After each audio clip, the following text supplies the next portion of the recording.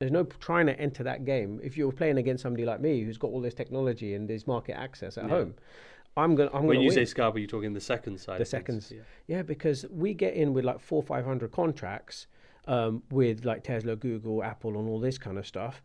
A scalper of ours has no spread. The commission's tiny in comparison to a spread and a commission a broker will charge you. They're getting out 20 ticks later. They've made $700-800 on that when you're overcoming your spread on Yeah. that $700-800 Yeah. that we've just made. It's pointless. So that's why I would probably say maybe there's that misconception saying, oh, scalpers don't work. They work if you've got the right market access. Yeah. Yeah. So like the technology will matter, and Yeah. the infrastructure, 100%. maybe even who you're trading with and what, because as you say, the average retail trader 9 times or 99 times out of 100, for example, won't have access to that sort of stuff. The average cost of production is like $920 to $970 an ounce.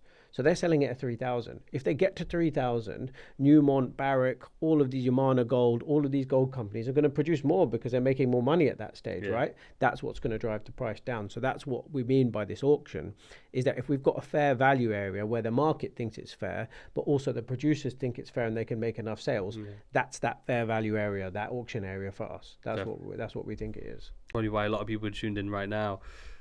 The strategy that is so easy a child could do it. Yeah. Is this why? Because it's essentially, rather than looking at all these different confluences and different patterns and different strategies and so on, and really in-depth layers to it too. Yeah. It's just an auction. Like focus down to the auction. Yeah, because people then just, with all the indicators and the support and resistance levels and the chart patterns, triangles, pennants, and then RSI, stochastics, and all of this stuff, you get lost in what the chart is actually trying to tell you. It's trying to tell you that it's about price. You're forgetting that it's about price, and you're more thinking it's about indicators or about chart patterns and all of this kind of stuff.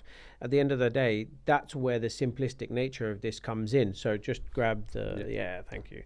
So if why I say it's so simple and why I believe it is so simple is because if this is the daily chart, so if this is the daily chart going up like this, like the weekly or monthly chart on the S&P 500, literally on the lower term time frame, if we use this color as a lower term time frame, we're getting this every day, right? That's what's happening in there every single day. So they're the intraday waves. The big purple one is the daily waves or the higher time frame waves. All I'm saying and all I'm suggesting for people to do is only trade this side of that curve, right? Yes. I think Lance was talking about when he was trying to keep going long against a short market, right? And he was saying, was he calling it the right side of the V? The right side of the V, yes.